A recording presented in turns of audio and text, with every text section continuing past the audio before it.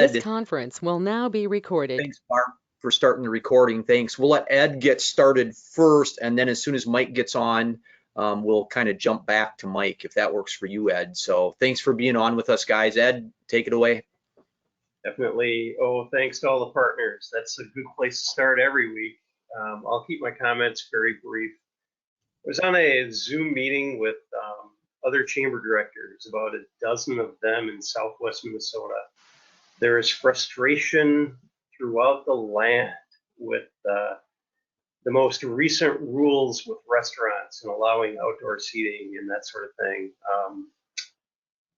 The consensus really seems to be, at least in the restaurant business, the restaurants are getting picked on a lot more than the big box and others. So I wanted to convey that, not speaking for any restaurants in town. I mean, Patrick's has a great patio. 3rd Street has a great patio. I hope rules are relaxed more going into the future. So that's kind of the comment on the most recent rule. It's good to see Mike. Mike joined us. That's great. Mike, I'm just making a few comments, and then we're going to turn it over to you. But as far as the business scene, just popping around downtown a little bit, it seems like, you know, the economy is really deflated, and it's nice to see some air kind of come back into that. And the businesses don't want to be overwhelmed with too many customers. It's been great working with Russ and Todd and Barb on an advertising campaign to remind people that St. Peter is a great shopping scene. And more than anything, it's a safe shopping scene. We want to build that consumer confidence. Virtual happy hour today, 4:30 p.m. Invite everybody to come to that, anyone who can. And then we'll have week 7 of Spingo, and the ladies from Fry Salon and Spa will be the celebrity callers today. We just thought, boy, what a great opportunity to give them an hour. And yes, it's Spingo, which is played like a game that's played in church basements that rhymes with Spingo, but legally we call it Spingo versus the other game. But we have co-hosts, and whoever those co-hosts are relevant to the time. And hair salons, that service industry, is very relevant to the time. So we'll be cracking jokes, but we'll also be giving them a chance to, you know, express what's going on in their world and what they're looking forward to with June 1st.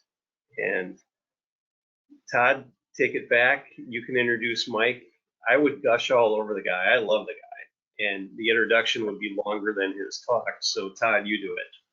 Well, I'm not going to gush too much because I know he's on a little bit of a timeline. So Mike, I know we want to have you on here because businesses that need some assistance, you guys are so great at that planning and business planning stuff and advising, consulting. So we'll let you just go from there. Sure, you bet. And Ed, I was in Spingo about 2 weeks ago when you had the comedian, and it was awesome. So I enjoyed that very much. I didn't win, but I enjoyed it. Just a few items that I want to kind of touch base on. Business triage. A lot of people are receiving basically deposits in their account from if they applied for the economic injury disaster loan, commonly known as EIDL. They're starting to see those. The SBA is processing, they're still processing, believe it or not, 5 million applications. If you're having issues, if you don't know where you're at and you have basically your number, I'll put this in chat, or Todd, I'm going to ask you or Russ to put this in chat, this telephone number. Here's the telephone number that you can call to check the status. This is kind of a backdoor number. It's 1-877-641-8202. I'll repeat that one more time. 1-877-641-8202. There is billions, literally billions of dollars left in the payroll protection program. So if businesses need help, I would encourage them to go out or seek a local lender, see what they can do to get in that area. We're kind of moving on beyond the financial triage. We're kind of looking more into marketing. And I know that Russ and John and Ed and Todd are probably taking care of this from the standpoint, making sure that the state information gets to all the businesses regarding to how to be COVID-19 compliant. So if you need some help, or if you need a business who needs some help on that, just have them get a hold of me. And I know John and Russ, and I think Ed have my local contact number in the St. Pete area, so you can do it that way, or you can go to myminnesotabusiness.com and apply for services. We're also starting to see, which I think is kind of cool, and I think this is where we're going to see business go. Businesses that might have a web presence, which I commonly refer to as brochureware, where they probably have information regarding their business. The SBA and the SBDCs over the next few months, we're going to really ramp up to see what we can do with those existing businesses to go from basically bricks to clicks, to have a little bit more of a virtual reality type of presence on the web and through mobile. So we're going to have those services, I hope, available yet this summer to help those existing businesses. And also we've been seeing lots of new businesses coming up with ideas, with concepts, everything to, you know, how they can help with virtual meetings, to distant learning, to delivery services. So I would agree with Ed. You know, the American ingenuity is out there. It's strong. We're going to get through this, and we'll get through it together. And that's basically all I have. And I'm here to answer any questions that I need to go on to another meeting. Anybody have any questions for Mike from the Small Business Development Center? We did get that number up, Mike. Thank you very much. So if you know how to use the chat, it's that little conversation bubble in the upper right-hand portion of your corner. You can click on that and see all those messages, folks, if you're new to this technology. Anyone got a question for Mike? All right, Mike, I don't see anybody's mic toggling on, so thanks for being with us. All right, up next is John from Rita. John is looking good today. I think even a different hat again this week, John, maybe. Well, we got to keep mixing it up a little bit as we go along. The whole collection's on display here. That away. Yeah. Well, I want to just hit some of the key points from the governor's address and highlight what phase 2 for the Stay Safe plan that he rolled out here earlier this week. Phase 2 is effective June 1st. And here's what was included in that for those that have not heard or are still looking for some recaps. Restaurants and bars are able to reopen for outdoor service as long as they can have an adopted and implemented a COVID-19 preparedness plan, ensure a minimum of 6 feet of distance between tables that are outdoors. There's a limit of 50 people, and at each table, it's supposed to be limited to 4 people, or you can have up to 6 if you're all within one family. And it requires that you know, customers make reservations in advance. I myself and a couple of friends that I've spoken to have called that afternoon looking to make reservations for June 1st. It's a Monday. We looked into that a little bit. The bars that we talked to said just wait a minute.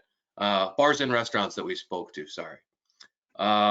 So I'm sure everyone's working on those efforts right now. Other industries impacted with phase 2. So personal care services, salons, barbers, tattoo parlors. They also need to have their preparedness plan in place. Limit the number of clients inside the business at any time to make sure that there's 6 feet of space between anybody in the building. Now, again, this is a reference to fire code. The limit on the occupancy is supposed to be at 25%. So I think Russ touched on that a little bit last week in terms of how you can help determine how many people you can have within your building with those specifications. The appointments need to be set up in advance, so they don't want to have walk-ins. And with the personal care services, both workers and clients are required to wear masks at all times. Now, the governor did highlight that campgrounds are to reopen, and there's additional guidance from the Minnesota DNR on that. And then they did lay out phase 3 and phase 4, so subsequent phases of the Stay Safe plan. The dates for those are not known at this point, but they did on the mn.gov website, you can see some of what they have laid out within those different subsequent phases. They've laid out a matrix identifying different industries or different activities and what the parameters are in those subsequent phases for those opening up. It was kind of shared that with the industries that did get the go-ahead here on June 1st for some type of reopening, in the subsequent phases, they're going to ratchet up the capacity limits within the buildings and also bring other industries online. So, phase 3 is going to include stuff as, outdoor events, and the number of people at a gathering can be bumped up to 20.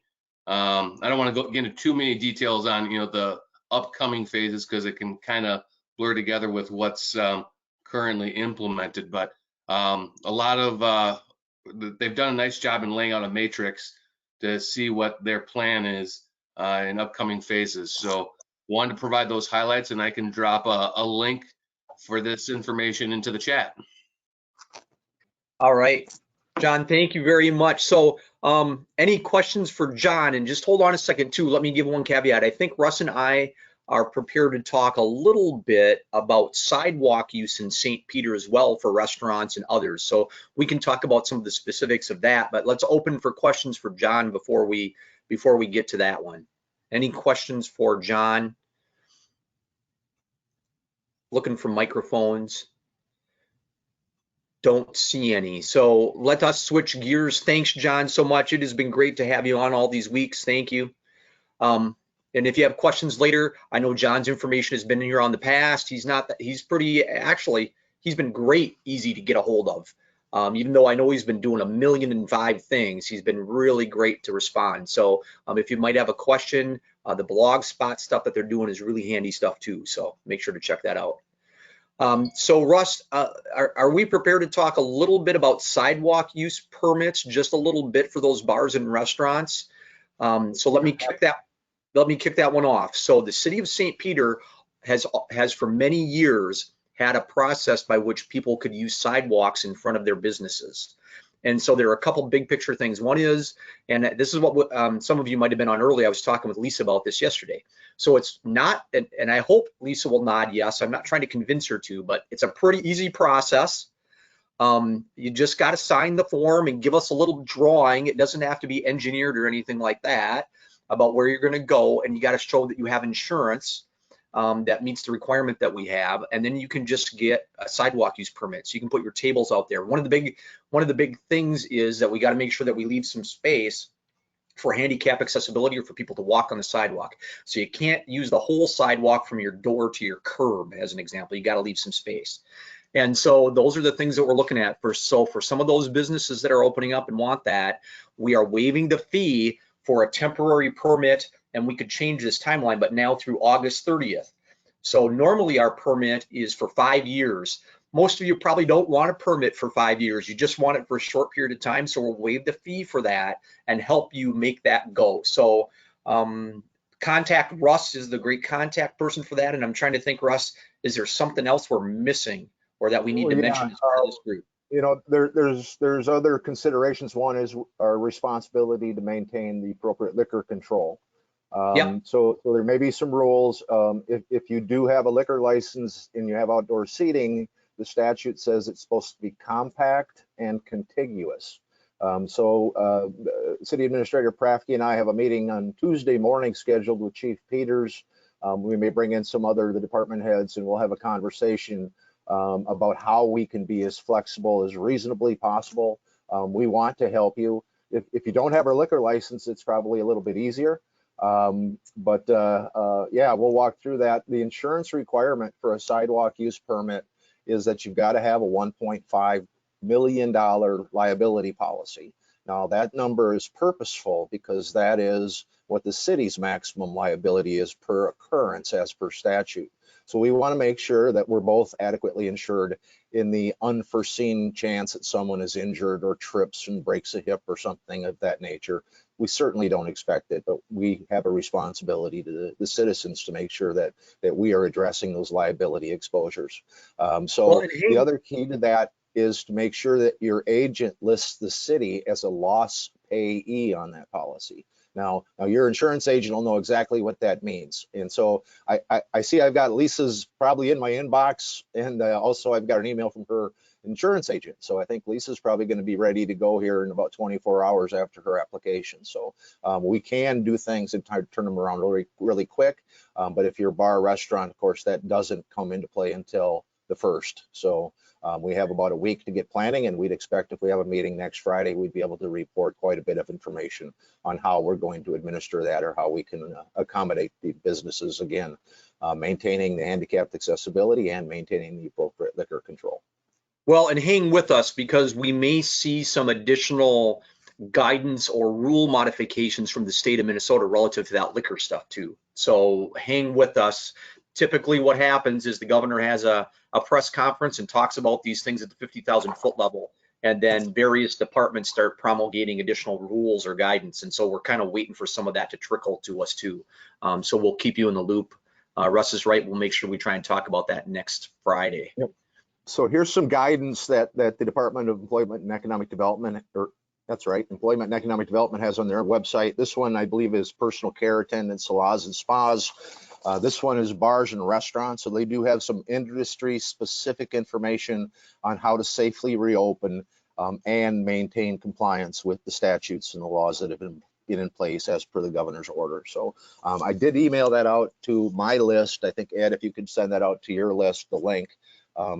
They do have things for later on as places of worship open or some other industries, and those are pending. So, but they do have the retail, the personal care attendants, outdoor camping, I believe, was out there, outdoor recreation, and then salons and spas. So that's about all I've got to add to that, Todd.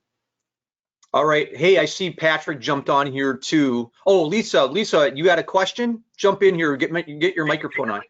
I do have two things. First of all, I am putting a table out and I'm collecting menus from all the restaurants. So if anyone's on and wants to do that, I'm going to laminate them and have them at my store so we can clean them easily. So if I can get them soon, that would be great.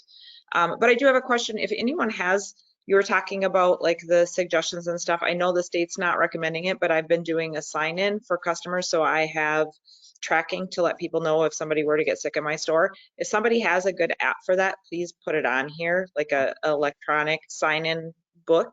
That would be good for businesses. I haven't been able to find one yet. So just wanted to touch while you were talking about the recommendations and things. All right. Thanks, Lisa. Great question about an app. I hadn't thought about that. That's a great question. Yep. All right. Carrie has a question. My internet is a little unstable right now. Can you hear me okay? Yes. Okay. So I've seen some folks get creative in putting out their lawn chairs in parking lots. Is that, I don't think that that's the businesses encouraging it. I think it's just people getting creative. I'm assuming that's discouraged. Is there any rules on that? Well, so our hope is there aren't, if it's a private parking lot, there aren't necessarily any city rules related to that. But of course, we have to promote appropriate social distancing.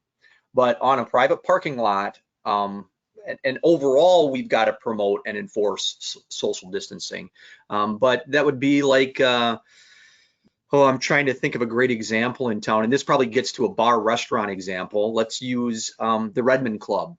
Redmond Club has a big parking lot back there. So once they're able to open to the outside, they don't need a sidewalk use permit from us, but they do have to follow the liquor licensing rules, as an example. And so again, Russ is right. It's got to be contiguous, those types of things. But and I don't know what to expect. I think there'll likely be some slight changes in the guidelines for that. So our goal will be to push those out as quickly as we can to those folks. I hope that answers your question. Yeah, and to clarify, the people that were putting their lawn chairs out were definitely distanced. It was just like in a, a fast food restaurant, folks are putting their lawn chairs out. And I worried a little bit about their safety because it's a small parking lot, but thanks for answering the question about private parking lots. All right. Heather Barron had a question. Yes, I do. For salons, they're suggesting just the client in our salon at the time. So I've asked my customers to just wait outside until my first customer leaves and they can come in. Do I have to have a permit to just put a chair out on the sidewalk there for them to sit if they need to wait a few minutes until the first person before them leaves? We really would love for you to have a permit to do that, Heather, so we're treating everyone the same. Whether they're waiting for their hair to be done or whether they're waiting to get served a drink, they're still waiting right outside on that public property. And so we would really love that. And if you want, we can send you the stuff for it. It really is pretty easy to get it done. We really would appreciate that. Yeah, Heather, I've heard of other salons that they'll have the person wait in the car and they'll send them a text. So not me. I don't have the parking lot to be like, oh, hey, I see you out there. And we're going to be so busy looking at text messages and trying to text them back is just an added extra thing. So if they could just hang out there and wave and say, hey, I'm here, I can wave back to them and say, I see you. A little easier than trying to look at my phone and answer the phone and cut people's hair and clean between customers. So if they can do a little wave, that would be a little easier if it's a nice Heather, day I think I think we've got your email address. We'll send you the application stuff, and it's not even, well, it's a page, but there's like 3 lines you have to fill out. Okay, that sounds good. All right, thank you. Yep. Anyone else? I said no one is looking forward to the barber's opening more than I am. I wake up in the morning, I look in the mirror, and I look like that Nick Nolte booking photo, if you know what I'm talking about. So I'll probably make an appointment and be late that Monday morning, Todd. Okay. All right. Any other questions on this topic before we give Patrick a little bit of a swing here? All right, Patrick, you're up. Help us out more. Make us smart again, Patrick. Hey, good morning, everyone. Sorry to be tremendously late. We were doing a virtual discussion with our legislators this morning, and a few things to talk about, so that unsurprisingly ran over. I know my friend John covered all the stateside stuff, so I just want to mention a couple things on the Paycheck Protection Program. One of the things that we've been waiting for is for the guidance to come out as it relates to how loan forgiveness is going to be calculated. So the SBA Treasury Department finally put out that guidance. We did post it up on our blog, greatermankatoblog.com. So, obviously all the banks have that. So just wanted to make sure that there is now some clarity, kind of, on the loan repayment piece. And I say kind of because, with sort of the extended period of time that we're in terms of disruption to businesses now, that 8-week sort of payback window for those of you that did receive a Paycheck Protection Loan Program is going to become a bit of an issue. And so there is currently legislation moving in both houses of Congress that would extend that 8-week window for the Paycheck Protection Program to allow you sort of a greater latitude to get back, so to speak, to the level of sort of payroll, et cetera, that you need to qualify for that loan forgiveness. And I've sort of seen anywhere from kind of a 12-week window to a 16-week window. That legislation is under discussion, hasn't passed yet, but just wanted to flag that for something to pay attention to as we look forward here for the next couple weeks, and businesses are making determinations as to how they want to spend those paycheck protection dollars and when they want to bring employees back and what that looks like, et cetera. The guidance for the program as it exists today is out, but understand that Congress is talking about granting an extension there and some additional latitude to businesses. So that was my only update from the federal side of the world. Thank you, Patrick, for jumping in. I know you guys are still doing your blog and that kind of stuff. If I can, I'll ask you to, and maybe John already did this, flip that up into the chat. That would be super great if you would be willing to do that for us again, because I know that's kind of where you're posting the latest and greatest where people can catch it. So we appreciate that. Any other questions? Yeah. Any other questions for Patrick about that? Carrie, you're up. Patrick, I've heard of a handful of businesses that were open during the stay-at-home order that rather than paying hazard pay as a wage, they issued bonuses after they had, understood what their quarter financials were. I'm assuming bonuses are not forgiven or aren't a part of the payroll protection program. It's just straight payroll. But has there been any guidance on that? That's a good question. I could check into the bonus question and get back to you on it. That's a good question. I haven't come across that one yet, so I'd have to do a little bit of looking. I would add. It is a good question because oh, sorry, go ahead. I was just going to say, Patrick can get you the answer. My only speculation is if the applications were based upon previous years of information on payroll and everything, it would likely be based, eligible expenses would be based upon what was paid previously. That is speculation, but Patrick can probably get you the surefire answer. Yeah, thank you. I heard a webinar yesterday where they were very unsure. So I think there's a lot of questions around that. So thank you for looking into that. All right, Patrick, John, any more that you want to share? If not, that's cool. Then we'll let Russ talk about the local microloan program again. All right, thanks for being with us, John and Patrick. Thank you very much. Russ, you're up on microloan program. Yeah, we're going to do 2 more distributions this afternoon. That will be the 48th and 49th loan made out of the program. And by the end of the day, we should have about $431,551 out in assistance to those 49 businesses. So it's been an honor. It's been a pleasure. They're reporting that it has made a difference. It has provided some comfort. And that's very important too. So very glad to help. One other part of our COVID-19 response, economic development wise, and Councilman DeVos is on. He's a member of the Economic Development Authority, is City Administrator and Pratt here, and I are going to be recommending that the EDA and the City Council establish a $10,000 fund that we could put towards marketing and promotions. To that end, I've been working with Ed. Ed's been working with a small group at the Chamber to try to design an advertising schedule within the various media, print media, radio, perhaps television, and so certainly a social media presence. I'm working more than on the promotional. When the highway was closed, it was easy. We put together a Discover 169 card and you had to have it signed by 10 businesses, but that model doesn't work in the COVID age. We don't want to drive people to your door just to get a card signed. So we're trying to figure out how we can do something to provide promotions, which is minimal, if any, effort from the retailers or the business people. So we'll hopefully be able to get something wrapped up between Ed and I next week and make a recommendation to the EDA and then try to get that on the City Council schedule. So if you have thoughts, if you have concerns, if you have ideas, you can certainly get a hold of Ed or myself and pass those along. So if any questions on that matter or on the loan program.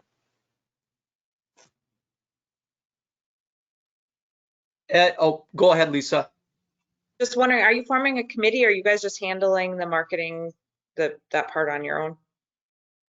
I believe Ed had consulted with a few people. I don't know if they'd had committee meetings per se. I've been kind of working on my own here to do my part of that. So Ed and I have been exchanging emails back and forth, and it's likely that we'll have to get together early next week to try to get something in a presentation form so we can get it to the EDA, presumably at a special meeting. So If you again, do, if you let have us. ideas though, feel free to share them with us. Okay, sounds good. Thanks. Ed, anything you want to add to that discussion? Only that the process has gone on for, I think, 5 weeks now, and a lot of input gathered, a lot of thoughts gathered. It's been a moving target. Every time something seems like it's close to being decided, we'll hear something else from the governor, or things like, wow, not every store owner is completely comfortable with opening and letting a lot of customers in. We have to be more careful. We have to be more measured. So it's really a learning as we go, collecting comments, collecting input, and keeping everybody safe is paramount. So what's designed is designed around the comments that have come in so far, knowing that it will continue to be a moving target, and the program can be adaptable to the perceptions, the feelings, the like numbers spiking in Nicollet County if that happens. Everything to work with the realities of business owners' feelings about what's safe to have in their buildings. Thanks, Ed. All right. Thanks, Ed. Hey, I'm going to go to comment. Any other questions before I hit the comments, the chat area here? I have one from Julie that says, we'd appreciate it if you would put it out there to the public a little bit more that we got loans, not free money as the public perceives. So I get that. I can tell you from the microloan program, loan is even in the title of that. So we emphasize that every time we talk about the title of it. So I think while not everyone gets it, I think a lot of people do get that. So we can continue to try and emphasize that. I get that point. That's a great point, Yeah, Julie. the Free Press is referred to it as a forgivable loan from time to time in error, but it is not a forgivable. Those would be repaid. And there might have been some confusion with the American with Disabilities Act accessibility forgivable loans that we did put out to help improve access to a couple of the businesses in town. So, but yeah, thank you, Julie. I think we've been pretty clear. It is a micro loan program and it will be repaid. So, yeah, great point. Good point.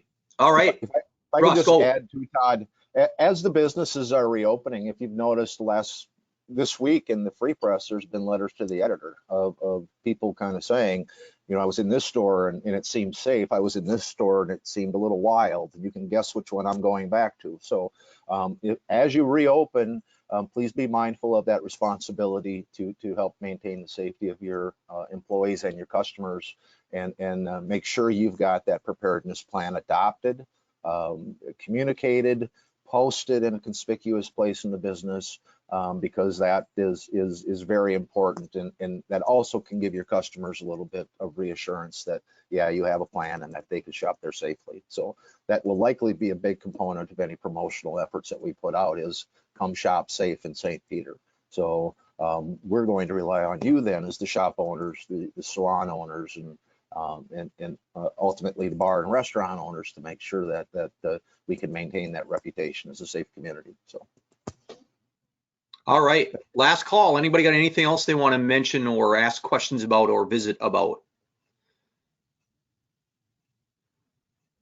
I don't see anybody toggling on, so I think that's the end of this one. Our plan, I think, is to continue to come back again next Friday. There certainly will be some updates related to some of the legislation that's going through, some of the rules that are coming down, certainly for restaurants and bars and those kind of things that will be a little bit more knowledgeable about as the information flows.